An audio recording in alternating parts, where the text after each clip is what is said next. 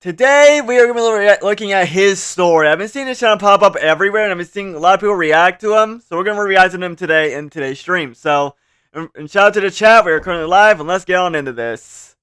Here we go. I was counting crumpled bills for my overpriced New York rent when I noticed a rat on my kitchen floor, staring directly at me. I took off my shoe to kill it, but I froze because it didn't run. It scurried to the stove and started squeaking like crazy, like it was trying to tell me something. I raised my shoe and it threw itself at the stove crack, desperate to reach something back there. I lowered my shoe because I've seen rats my whole life, but I'd never seen one act like this. What did it want? I crept to the stove to investigate. Does it have two different colored eyes? Wait. Never seen one act like this. Wait. He has two different colored eyes. What did it want? I crept to the stove to investigate, and my nostrils flared, gas hissing from the crack behind it, and the rat circled faster, squealing. Was it showing me the leak? The apartment was filling fast, and one spark, a light switch, anything, would blow the whole place. My hands shook as I grabbed the shutoff valve, but it was rusted solid and wouldn't move. The fumes burned down my throat until the room tilted, so I dialed 911. They yelled, "Get out now! A leak that size could blow any second." Every breath made me dizzier as I stumbled for the door, but the rat was still there, throwing itself at the stove, and I couldn't leave it to die when it just saved my life. So I scooped it up and ran, but my elbow caught the light switch. I heard the spark before I felt the heat on my back. I clutched the rat to my chest and dove, and the explosion hurled me into the hallway as flames tore through everything I owned. Moments later, I woke up on the hallway floor, the rat somehow still pressed to my chest, both of us breathing. Firefighters rushed past me, shut off the gas, and yanked the burnt stove away from the wall. Oh, I didn't know that. I didn't know he had like that behind the stove sat a huge block of cheese, melted and black around the edges from the explosion. The rat squirmed out of my hands and darted to the cheese, devouring the whole block with his hands pressed on it, and it finally clicked. The rat never saved my life. It just wanted the cheese stuck behind that stove, while the apartment I couldn't afford turned to ash. But then a firefighter picked it up, stupid rat, and chucked it out the window as it squealed. I was counting crumpled bills for my overpriced New York rent when I noticed a rat on my kitchen floor, staring directly at me. That's kind of weird. Rat. I shot up to snooze my annoying alarm for the 10th time that morning when I looked at the clock and suddenly realized my math final was about to start in 10 minutes. I thought I was screwed until a His Stories video notification popped up. The caption read, "Subscribe and something good will happen." I laughed. Why not? And subscribed. I immediately ran outside with 7 minutes left. I knew if I took my regular route, I'd be cooked. I looked around at the roofs and knew parkour was my only chance. I climbed up the nearest ladder and made it to the top of the roof. Okay, His Stories, pull through for me. I stared at the rooftop gap and jumped, but it took all my strength to actually land. What's right in my shoe? I was already bleeding, but I crashed into a lunge and got ready to keep going. Speaking of, I do actually have a rat, I have a mouse in my house though. I do have a mouse in the house, so hopefully it doesn't, but like, you know, hopefully it's not trying to get in the house. But this is actually a true story though. So we have a mouse in our got into our garage and it ate part of our car. So we had it was gonna make the car overheat if we used it for too long. So we had to we're still trying to get the mouse out of there today, but like nothing like this. But I mean, it's probably gonna get close if we don't get rid of that mouse. Because if I missed the final, my mom would kill me anyway. I ran at the next gap. Moms would kill you regardless of anything. Rooftops and started laughing like an idiot because I just discovered a cheat code. And when there was 60 seconds left until the final, I finally landed on the school building. I walked into class while the teacher was giving out the tests, and I should have just sat down and started writing. But my thumb was already building one more account because I had to know what subscribing to His Stories again would do. As soon as I hit the subscribe button, the intercom crackled. "Attention students, a pipe burst overnight. School is closed today." My classmates screamed, "How is this possible?" I showed them my phone. It's all thanks to His Stories. Good luck comes to whoever subscribes to him. Subscribe and find out for yourself. I was babysitting for the richest family in LA when the mom called, "Grab my daughter and run to the safe room, now." And before I could ask anything, the front door slammed open. Her mom was still on the phone. "The safe room is hidden in the living room. Pull the red book on the shelf. Do not come out until I call you again." I grabbed Emily and yanked the red book. The shelf swung open, and I pulled Emily inside with no idea of what would happen next. The window was a one-way glass, so I could see them, but they couldn't see us. I put an index finger over my lips. How do you get the showdown items in She inventory? silently. It was fun to create a showdown, but like from the blocks, eyes darting around the room. The mom texted, "Keep silent, or they will kill you both." They went through every drawer, while a man peered into the watch collection worth thousands of dollars and didn't take a thing. Whatever they'd broken in for, it wasn't money. Then his hand slid along our bookshelf, searching for a hidden lever. I put my hand over Emily's mouth and held my breath until it moved on. Then the man stopped dead in the hallway, and he whispered, "Layla." He searched the room desperately. "Layla, baby, where are you?" I froze in confusion. Who were they looking for? Emily's head came off my chest, and she whispered, "Daddy?" My phone lit up again. "Do not open that door." I pressed my face to the glass, and the man searching for her was crying. Emily started screaming, "Daddy, we're in here!" and clawing at the door. She tugged on my sleeve. "Open it, please!" I pulled the latch, and Emily ran into his arms. The man dropped to his knees and held her. "Layla, my Layla, I've got you, I've got you." He turned to me and put his hand on my shoulder. "This family kidnapped Layla a year ago and carried her across the state. I've been looking for her ever since." What the heck? That safe room was never built to keep danger out. It was built to keep Layla in. I was babysitting for the richest family in LA. What? My mom called, "Grab my daughter and run to the safe room, now." And before I could ask anything, the front door slammed open. My engine died in the middle of an empty road while there was nobody around, so I simply looked down and cranked the ignition until my tractor came back to life. But then red and blue lights immediately lit up behind me. An officer stormed up to my window, red in the face, shouting, "Why were you going 130 miles per hour? The speed limit is 80. I laughed at first and pointed to my tractor's speedometer. "Officer, this thing tops out at 40. But he pulled out a speed camera that takes your photo and measures your speed. It showed me in my tractor 130 miles per hour underneath in red. My stomach dropped.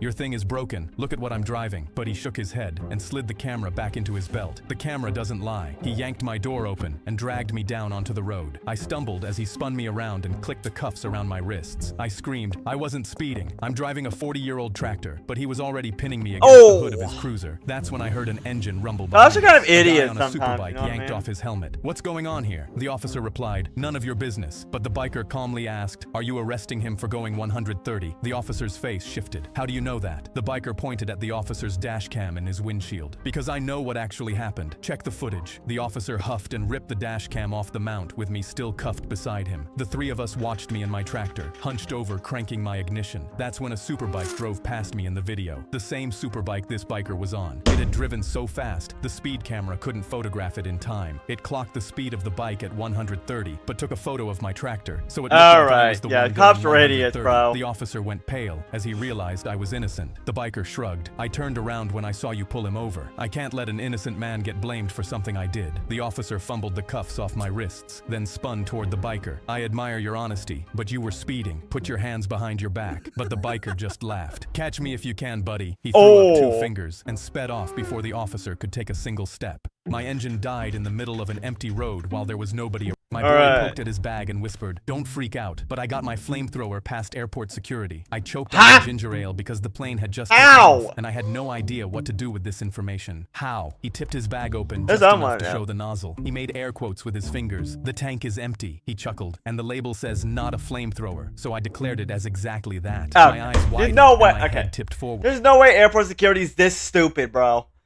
Like, they'll let this stuff slide, but whenever you have a bottle of water, they were just like, "Nope, get out of here. You're committing a felony." Like, my God, bro. Like, there's no way they're this stupid.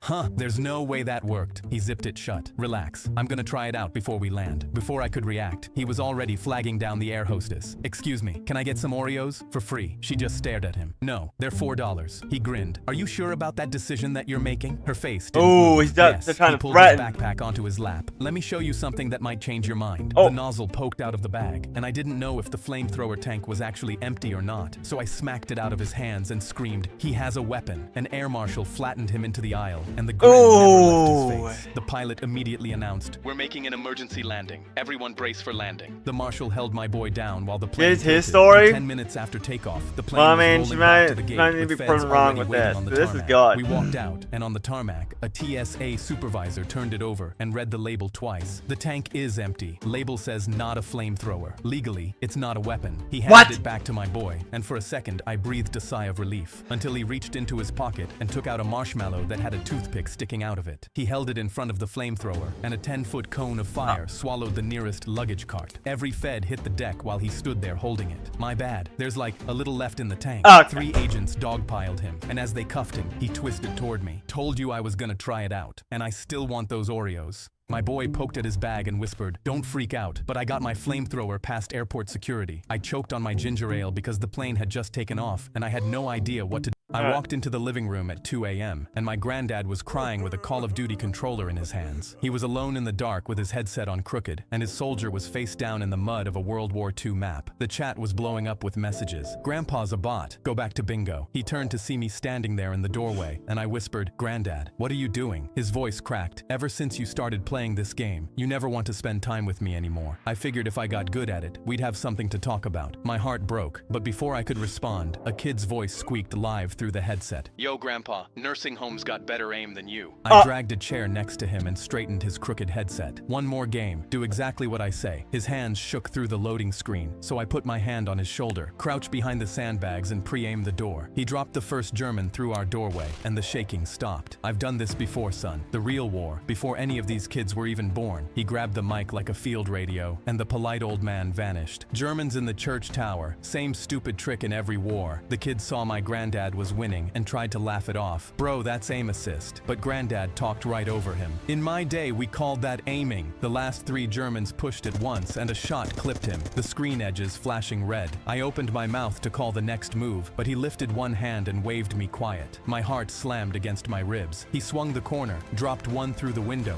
one on the stairs, and the last point blank as victory slammed across the screen. He shot up with both fists in the air and leaned into the mic. "Who's the bot now?" The chat sat frozen for 5 seconds before one message crawled up. Grandpa's "GG, a old gamer." man." They spent all night calling him a bot. They just got farmed by a man who did it with a real rifle. He dropped back into his seat and hit requeue before I could speak. "One more game, kid." I grabbed the second controller, and it was the most time we'd spent together in years.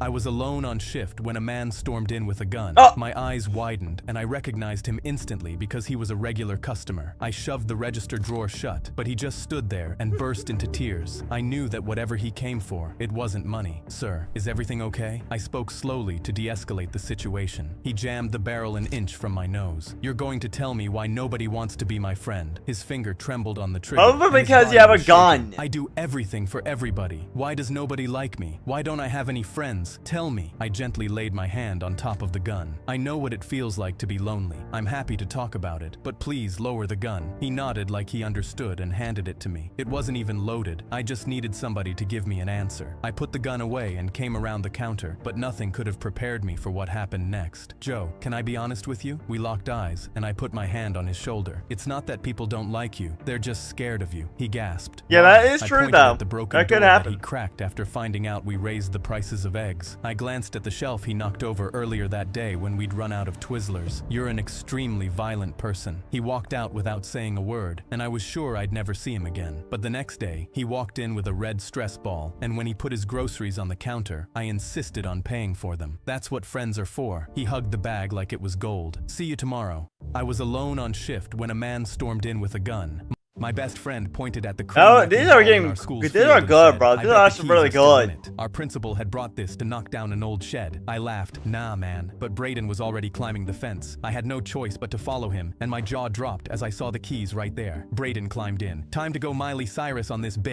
He immediately grabbed the level, and the giant wrecking ball Swear warning. swung at me. I panicked and jumped back, but Braden swung again. I screamed, "I'm not letting you flatten my then dodged and climbed in, pushing Braden away as he fell out, still laughing. "Your turn, ball boy." I swung and immediately lost control. The wrecking ball began swinging way further than I meant, and Braden started shaking on the ground. Oh my God. As the ball was moving unpredictably, and he could actually be hit. I screamed, "Miley Cyrus help," and pushed random buttons, but then the wrecking ball slammed into the science wing. A giant hole instantly formed in the wall, and the alarm started blaring. I gripped my head, panicking because I knew we'd be arrested for this, so I hopped out and screamed, "Run!" But then Braden grabbed my shoulder. "Dude, wait!" He grinned and pointed at the wall I'd smashed, and my stomach sank. sank. A man we didn't recognize was lying unconscious under a pillar of rubble in the science lab, surrounded by tin cans. The latch on the ceiling was open, and Braden yelled, "I told you that weird noise was someone living in the ceiling." He ran towards the man, and I ran as well, but when we got to him, my eyes widened. I recognized this man as someone on America's Most Wanted list. I pulled out my phone and his face matched. $250,000 reward, and me and Braden had found him by destroying the science wing. We instantly called the cops because he was still breathing, and when they arrived, they cuffed him and brought us in too. Me and Braden got the $250,000 on the spot. Yo, Went W! to the school to repair the wall, and we did 300 hours of community service. What would you guys do if you guys got $250,000? Let me know in the chat.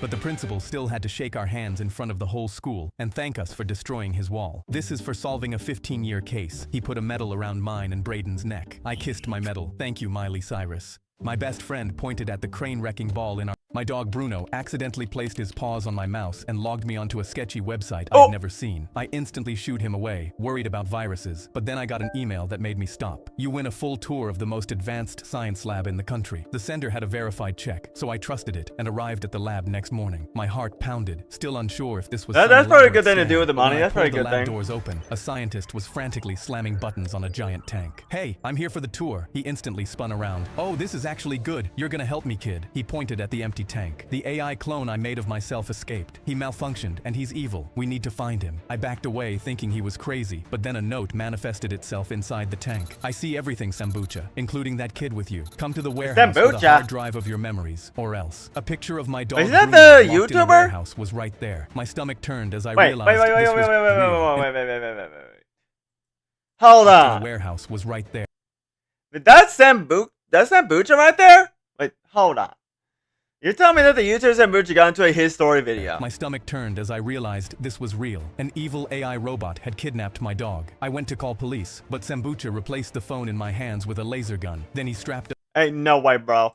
us to a drone before I could protest. My hands trembled on the laser's trigger as I accidentally cut a table in two, but he laughed. "Don't worry, kid. He won't hurt your dog." We took off before I could say I was scared of heights, and though I wanted to scream, I closed my eyes and told myself I was doing this for Bruno. But then the drone spluttered. Sambucha yelled, "Crap! AI me is interrupting the signal," and we started crashing. We slammed into the bushes. I got up holding my head in pain, but then Sambucha smiled. "We're at the warehouse." We crept inside, and my legs Don't say it. instantly went numb. Bruno was locked in a cage and not moving. Me and Sambucha began sprinting towards him, but that's when AI Sambucha stepped out. My stomach dropped because they looked so alike. This was some sci-fi shit I only saw in movies. I immediately raised my laser gun to shoot him, but Sambucha placed his hand on my barrel. "Wait," he turned to his clone in tears. "You're me. Why are you doing this?" The clone smirked. "I'm not you, Sambucha. I'm Bamsucha, and I'm going to destroy everything you built." Bamsucha turned towards Bruno. "Now give me the hard drive, Sambucha, or else." I saw him pulling something from his pocket. Sambucha see this? Let me look in the I comments. raised my laser gun towards a rack of gorilla couches right above Bamsucha, and with shaking hands pulled the trigger. The red laser burned through the chain, and a gorilla couch started tumbling down. Oh, is this looked up just in time that's to the see couch a that he 600-pound owns. gorilla couch falling on him. The couch crashed. He owns that and I gorilla immediately couch in ran real and life. popped Bruno's cage open. I pressed my ear What's going on, against Bruno's Alexander? How you chest doing, and bro? How you He's doing? just asleep. I carried him to the gorilla couch, where Bamsucha's head was sticking out from the bottom. Sambucha kicked Bamsucha's head. Another failed AI test.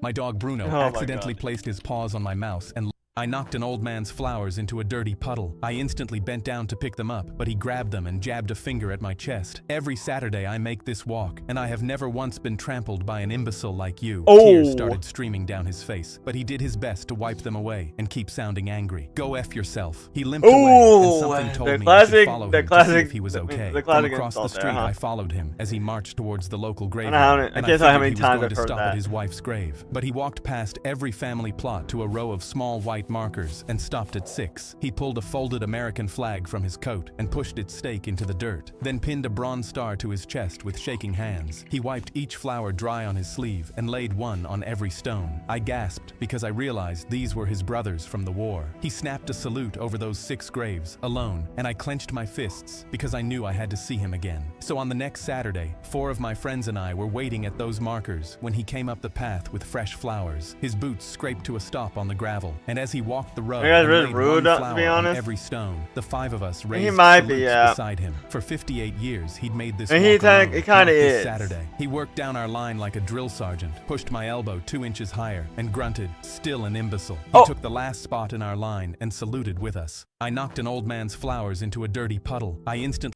My brother bet me a PS5 I couldn't win a game of hide and seek, so I instantly dove into a dumpster to prove him wrong. Wet sludge ran into my socks and something my leg, but I shut the lid and watched through the gap laughing as Gary ran past. I only needed 10 minutes for the PS5, but then I felt the entire dumpster being lifted. My head slammed against the lid and I dropped into what I could see was the inside of a truck. I heard the engine start as we peeled out. Ew! I pulled it out and saw Gary's text. 10 minutes is over, you win. Where are you? But when I tried to text him back, my fingers were covered in so much garbage sludge the touchscreen wouldn't work. I felt the truck swerving, and because my dad was a garbage man, I realized we were going to a dumpster crushing site by the turns we were taking. The truck's engine suddenly cut, and I pushed the lid trying to get out. My whole body strained, but the lid was blocked by something on the outside, and that's when I felt my dumpster being lifted. The sound of machinery crushing started around me, and I cried, realizing I was going to get squished into a cube. That's when I saw a rusty knife at the bottom of the dumpster. I dug through the trash and pulled it out as the crushing got closer and began cutting blurred the knife. I kicked through and scrambled out, falling face first on the gravel, just as the dumpster I was in started getting slammed. I was hyperventilating, and that's when I saw my brother Gary climbing out of Dad's garbage truck. Found you! I stood up and grabbed my head. Gary, what are you doing here? Gary crossed his arms and grinned. I saw you hiding in the dumpster, but I didn't want to win the boring way, so I stole Dad's truck and drove your dumpster here to make my win more epic. I only texted you won, so you'd actually think you'll die. I stared at him in disbelief. You could have killed me, Gary, but I didn't. Now run me the PS5, buddy. He got in Dad's truck and drove off, leaving me in the dumpster site. My brother bet me a PS5 I couldn't win a game of hide. The only thing standing between me and freedom was the 450-pound gorilla blocking the doorway. I used the special sign language my mother taught me to try and calm him down. Me, friend, me, help, free, you. My mother loved animals. That's why she took a job as an animal researcher at this lab when I was younger. But once she saw the horrible conditions the animals were kept in, she made me promise her on her deathbed that I would come back to the lab and free as many animals as I could. This gorilla was last on the list. I looked past the massive beast. On the other side of the doorway, I could see the getaway van in the parking lot. The engine was running and the back doors were open, but the creature just stood there, confused, aggressive, and unwilling to budge. Just when I thought things couldn't get any worse, I heard heavy footsteps running up behind me before someone yelled, "Freeze!" I looked over my shoulder. A security guard had his gun drawn and was approaching slowly, switching his line of sight between me and the giant silverback. What the hell are you doing? That thing could kill us both. I've already had to taser this gorilla 3 times this week. I looked back at the ape and saw the missing patches of hair from the electric shocks of the stun gun. The guard wasn't lying. "Wait, I recognize you!" the guard shouted and lowered his gun. "You used to come in here all the time as a kid. Your mom was the lead scientist. You freed this monstrosity, didn't you? You're under arrest." And he held his gun up with lethal intent. I knew I had to act fast, or things would turn violent, and I'd fail to achieve my mother's dying wish. I turned to the gorilla and made a series of gestures. You, almost, free, you, smash, him, then, run. What's going on, Zay? What's going on, Zay? How you doing, bro? How are you doing? Pile of dung at the guard's face before charging him at full force, sending the guard flying across the room. With our last obstacle removed, me and my new giant friend made it to the getaway van and started to peel out before the doors even closed, never to be seen again.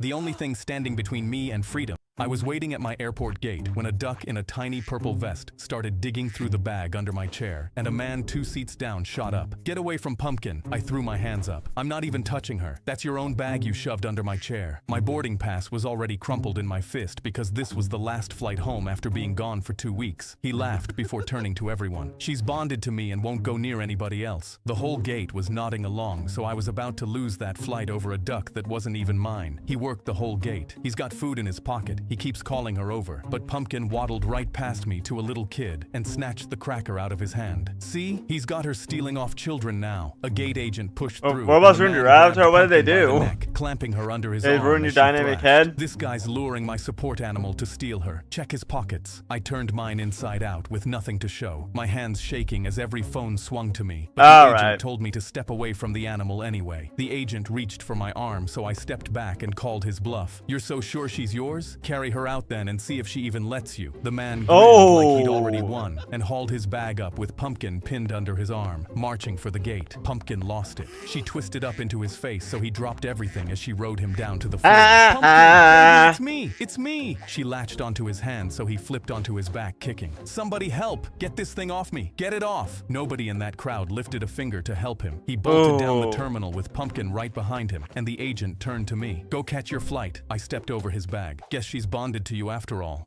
I was waiting at my airport gate when a duck in a tiny The inspector came through Marco's back door while I was dropping fries into the fryer, and every cook kept moving like the restaurant hadn't been a front for 15 years. He went straight to the walk-in, time travels? Yeah, he kind of does, the vent cover loose, and opened every flour bin looking for the banned product. Everyone said Marco moved through that kitchen. He found nothing. Or maybe I do, the cleanest operation in the city. No dirty invoices, no hidden walls, no boxes out of place. Fries came Tuesdays, onion rings came Fridays. I stayed because Marco paid cash. My mother was behind on rent, and the envelope in my glove box kept her lights on. When the inspector came back with a federal badge clipped to his lanyard, Marco stopped smiling. The inspector's crew tore through the kitchen for 2 hours and found nothing. Then he pulled us into dry storage one at a time. When it was my turn, he slapped a photo on the table. Our van in the alley, back doors open, one plain cardboard box visible inside. You see every shipment, he said. You know what comes through that door. My chest tightened, but I kept my hands flat on my knees. Fries on Tuesday, onion rings on Friday. He leaned closer. Marco won't save you. For 1 second, I looked at the pen beside his report and imagined signing anything he wanted, just so my mother would not lose her apartment. Then I looked back at the photo and said, I flip burgers and go home. He waited until my throat burned before he let me out. Marco stood at the line, watching my face instead of the grill. I gave him the smallest shake of my head. He nodded once. That night, I was wiping down fryer baskets when the delivery van backed into the alley. I saw the inspector before the driver did. He stepped out from between two parked cars, badge swinging, and rushed straight for the back doors. One plain box sat inside the van. No label, no paperwork. His face changed, like he finally had Marco. He dragged the box into the alley and split it open with his keys. Frozen French fries spilled across the pavement. He tore through the bag, shaking fries into the gutter until and ice. I watched him stand there breathing hard, empty-handed again. The Tuesday shipment was always clean. The banned product came with the onion rings. Those came Friday. I closed the back door and went back to dropping fries into the fryer. The inspector came through Marco's back door while I was dropping fries into the fryer, and every cook kept moving. The hourglass icon popped up on my Snapchat, and I panicked because I was about to lose my 1,000-day Snapchat streak. I scrambled to take my usual half-face snap. You wasted food? Yeah, he did, yep. Our dodgy Airbnb didn't have Wi-Fi, so my streaks wouldn't send. Dad laughed. Are streaks that important? And I said yes, and immediately ran outside. Streaks are important, believe it or not. Sir, I need to save my Snapchat streaks. Can you drive me somewhere with Wi-Fi? The man immediately smiled and told me to get in. Did you cell service, bro? Seatbelt, refreshing my Snapchat. Thank you, sir. No problem, kid. He grinned and adjusted his rear view mirror as we took off. Mom and Dad kept calling me while we drove, but I declined every time, only answering once to say, I'm saving my streak, Mom, before hanging up. The hourglass icon kept flashing on my Snapchat, and that's when the man asked, do your parents know where you are? I replied, nah, without even looking at 111-day streak on Snapchat? Dang, bro. There, that place will have Wi-Fi, but he drove past it without a word. Sir, you went by it. That's when our tires suddenly squealed. We turned off the main road, and I sat up panicking. Sir, where are we going? But he said nothing and pressed the child safety lock. And when he smiled at me in the rear view, my stomach dropped. I realized this wasn't safe. I tried calling Dad, afraid for my life, but I had no signal. Nobody knew where I was, so I started banging at his door to get out. That's when tires screeched. A car came from behind us and swung sideways across the road. The man slammed the brakes, going, what the hell? But Mom and Dad were already running. Dad dragged him out of the car and knelt on his back while I stumbled out and hugged Mom. How did you find me? Dad looked at me while still kneeling on the man's back. I'll say this nicely, son, but you're the biggest idiot we know, so we put a tracker in your phone and didn't tell you. I'm not an idiot. Then I looked at my phone and started crying harder. My Snapchat streak was gone. The hourglass icon popped up on my Snapchat, and I was at summer camp, sitting in my cabin, when our counselor ran in holding an empty gummy pack. I don't think I'll have time to play childhood after this. I have to make Innovation Award shorts. Felix yelled, we ate them. Do you have another pack? But the second he said it, our counselor started panicking. Oh no, no, no, no. Who ate them? The whole cabin raised their hands. They were so good. The packaging was weird though. I've never seen those in the candy aisle. The counselor read the back of the pack, and her hands started shaking. She sat down and called someone, whispering into the phone. The whole cabin ate them. What do I do? We were all holding our stomachs now, getting worried. Hey, what type of gummies were those? But she didn't answer. She ran to grab the camp nurse, and when the nurse saw the empty pack, I don't have time. I have to make Innovation Award shorts after this, girl. I don't have time. Then it started hitting us. Felix's eyes went half shut and slurred. Guys, I think it's kicking in. Someone else freaked out. Are my eyes red? My mom's going to beat my Half the cabin thought we were poisoned. The other half thought we were spaced out goofy. The nurse slammed the door. Nobody leaves this cabin. Then ambulances pulled up. Paramedics. I'm trying to play it in another stream or something. One kid was crying so hard he was but I can't do it right now. Then our parents showed up Let me angry. short Felix's this. dad shoved in first, took one look at his loopy son, and lost it. What did you do to my kid? Did you Guys, poison don't him, drug don't him? try to He start grabbed the anything, camp director please. by the collar as Don't the start counselor anything. sobbed. Finally, the director snapped. He threw the dad's hands off him and screamed, "Relax, nobody is poisoned. Nobody is spaced out goofy. They're just gonna get sleepy, okay?" Everyone looked at him confused. A parent yelled, "Then what's in it? They're melatonin gummies. They make you sleep." Everyone turned and looked at our counselor, who was still crying. Oh yeah, they make She it. Yeah, explained, melatonin "My does make you boyfriend sleep. cheated I on used to me have to with my take mom, those a and I get while, nightmares like a every few years single back. But night. I It never helps." take The them whole out. cabin just stared at her. Then Felix mumbled, "So, your boyfriend's your stepdad now?" The counselor pulled out a gummy, ate it, and ran out the door crying. I was at summer camp, sitting in my cabin, when our counselor ran in holding. I hit the center of a whack-a-mole machine, and suddenly a blunt pain exploded in the center of my skull. I brushed it off and just hit the right side of the whack-a-mole next, but as I did, the same pain tore through the right side of my head. I hit the left side of the whack-a-mole, and the pain hit the left side of my head too. I dropped the hammer and slowly backed out of the arcade, wondering how my head hurt in the exact place I'd hit the game. I remembered my nose surgery from 3 days ago, but figured a nose surgery couldn't magically sync a whack-a-mole machine to my brain. But while walking home, I hit the button on a What the heck? crosswalk, and a sharp, loud pain instantly hit Ooh, my I think forehead so hard I doubled over. It felt like an alarm was blaring inside my head, and it only stopped when the button quit beeping. I That's got home weird. and instantly tried to Google what was wrong with me, but every time I tapped my phone screen, it felt like someone was tapping my head. My phone buzzed, and my entire skull literally vibrated. I was panicking and went straight to the hospital where I'd had the surgery, looking for answers. I told the nurse everything, flailing my arms and promising I wasn't crazy, but then her eyes exploded. She immediately left and came back with 2 doctors and a tablet. "Do you feel this?" They tapped the bottom left corner of the tablet, and I instantly felt a pain in the bottom left of my head. I told them I felt it, and their eyes widened as they instantly started writing things down. I frantically asked what's wrong with me, but nobody even looked at me. "Give us 1 moment." They stepped outside and started whispering. I knew I needed answers, so I pressed my ear against the door, and what I heard made me shiver. I heard her telling the doctor the chip he installed in my brain during my surgery was malfunctioning. The chip company we work with promised this wouldn't happen. It's locking onto every electrical device he looks at and copying the signals straight into his brain. My whole body went cold as I thought back to the arcade. When I played whack-a-mole, I hit the center of that board with the hammer. The chip locked onto the machine and sent the hit from the center of it to the center of my brain. I realized every random pain in my head was the chip in my brain syncing me to the technology around me. My hands shook as I tapped the tablet in front of me to test it one more time. I felt it in my skull immediately. I had a faulty chip implanted in my brain, and I never consented to it. I hit the center of a whack-a-mole machine, and suddenly a blunt pain exploded in the center of my skull. The school in our African village was shut down due to low funds, so my dad handed me the egg crate. "Now you can work with me in the family business. We can sell eggs together." Tears filled my eyes. "Dad, I'm only 14. I wanted to keep learning so I could have a chance to move to America. Please, can I go to the school in the city?" He laughed harshly. "This business is what keeps us alive. If you ever ask me that again, I'll make sure you regret it." I kept my lips shut, but I knew I needed to find a way to keep going to school, or we'd be living in dirt houses forever. So on my first day in the city, living in a dirt house is one of the worst things ever, bro. And as soon as I was finished, I slipped into the back row of the school. My heart pounded as I sneaked in with all the other students because I knew my dad would beat my if he found out I was there. And every night at 2 a.m., I'd sneak kids into our barn to teach them everything I'd picked up from the class. One night, a kid raised his hand. "I want to remember this so I can go to America too." The barn full of students nodded enthusiastically, and I knew it was my responsibility to get us out of poverty. The next morning, I used some of the egg money to buy pens. I went to your avatar. We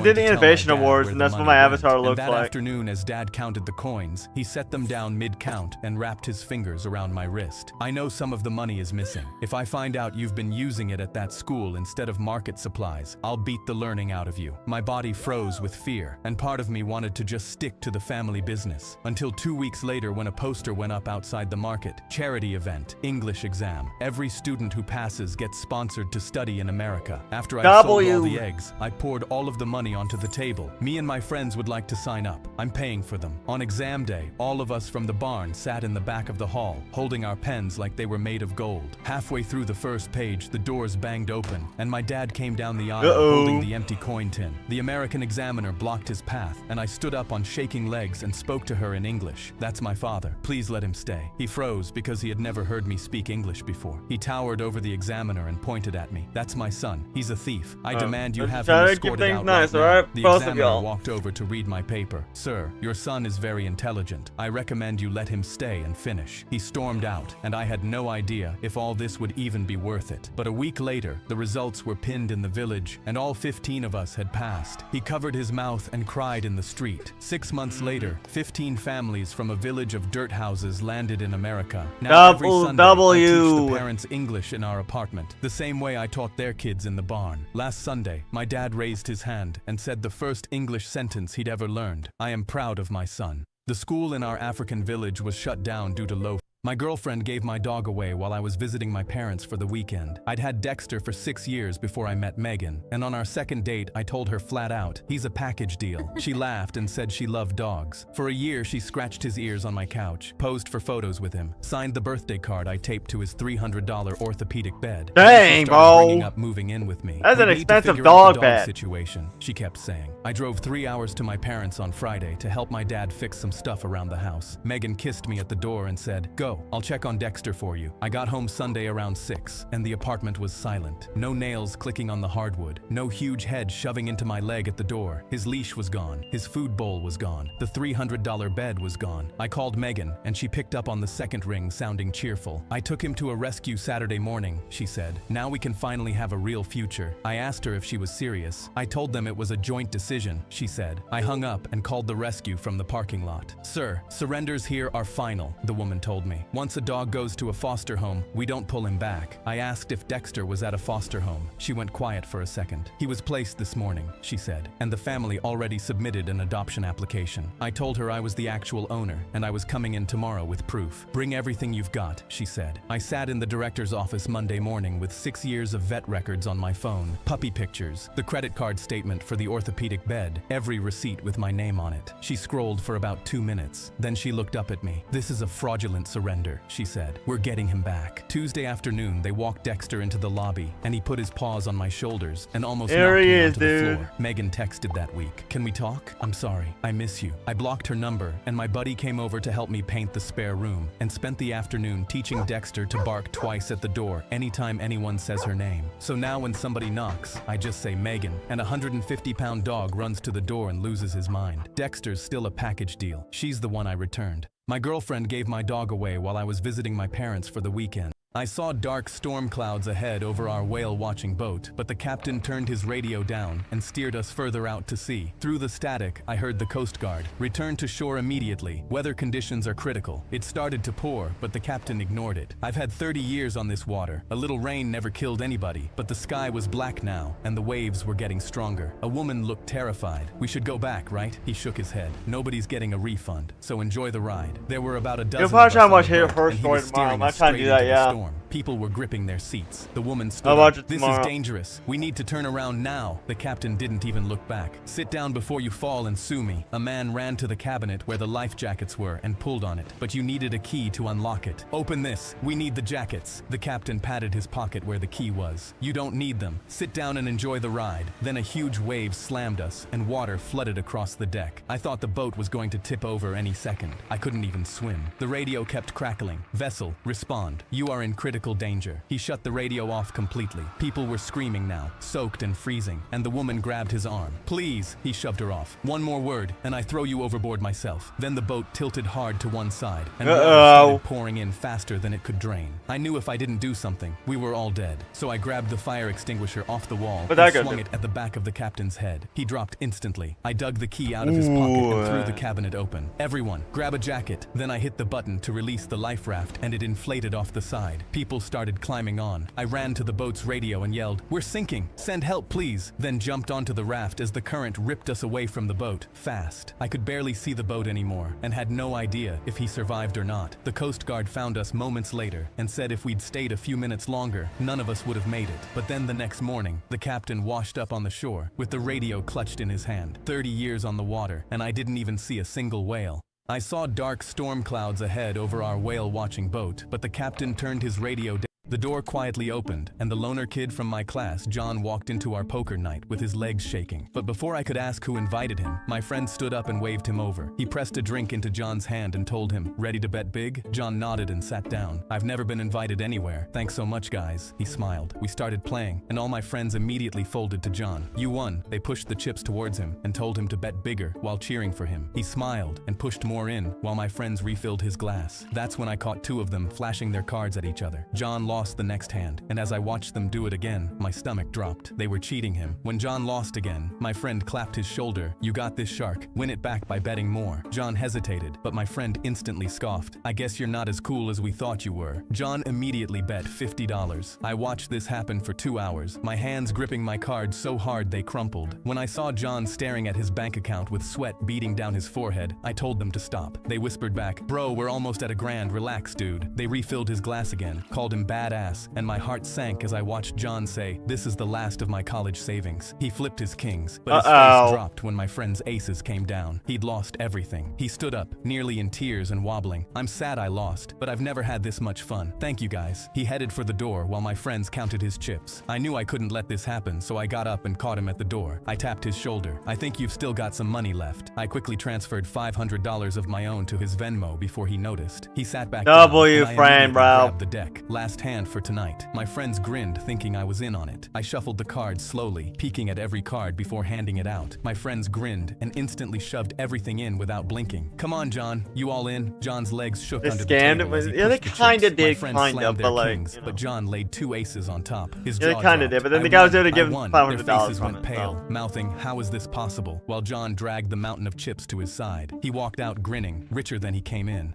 The door quietly opened, and the Alright, loner probably kid the last from one my- we react I to was over flipping here burgers at for my tonight. son's I have to 6th get birthday when get my to make neighbor choice grabbed after the this. spatula out of my hand. "Step aside, kid. I've been doing this 30 years, and nobody walks away from my grill hungry." He scraped all 4 patties into the trash that I dry brined The last overnight one, the way my dad taught me before he passed. Mason had that exact burger on that exact grill every birthday he's been alive, and he just turned 6. My wife leaned in close. "Babe, that's your dad's recipe. Go take it back." But making a scene would wreck They the still party scammed worse him. than he Yeah, already they was. still So I did. told They her still to let did him technically knock the scam him, himself but out. he got clapped donated his bro hands money and in the turned end to the of it, whole so. backyard. Folks, Had a gather happy now. ending, at About least. to show you how a real Kinda. cook feeds 30 people the best burger of their lives. He You know they gave my still scammed seasoning him. a sniff and chucked the whole jar into the grass, salting before the sear. That's how amateurs kill a burger. So he cranked all 4 burners to the top and dropped a fresh stack of raw patties down. My chest went tight watching a stranger run his mouth over my dad's grill, but I kept it shut for Mason. Then he pointed the spatula at me. "Run grab the spare propane out of my garage, kid. A real cook's always thinking ahead." I told him this batch was already going, but he waved me off in front of everyone, so I walked across 2 yards holding his tank while he played host to my son's party. By the time I got back, he had the lid clamped down, guarding it, telling the parents about patience like he'd invented it. Mason tugged my leg and asked if the new guy made it the way I do. I didn't have an answer for him. The line of kids behind the grill kept getting longer, paper plates empty, and my son kept looking up at me like I'd let somebody take the one thing that was supposed to be ours. He let everybody stand there another 10 minutes, then raised both arms for quiet. "All right, this is how the big boys do it." He flung the lid open, except no smoke came out. The flame was dead. He cranked all 4 burners wide open and run his own tank bone dry, never once checking the fire underneath him. The whole time he was lecturing. He grabbed the first patty and flipped it, black as a hockey puck on the side that caught the early heat, raw and cold in the middle where the grill quit on him. The whole yard went quiet. "It's fine, it's a sear," he said, and took a huge bite to prove it in front of all of them, then gagged and spit it back into his hand. A kid in the front laughed first,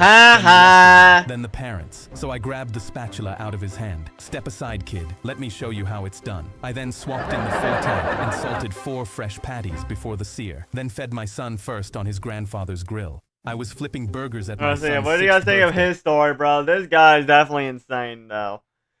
Like, he's got 1,000 videos here, so what do you guys think about this?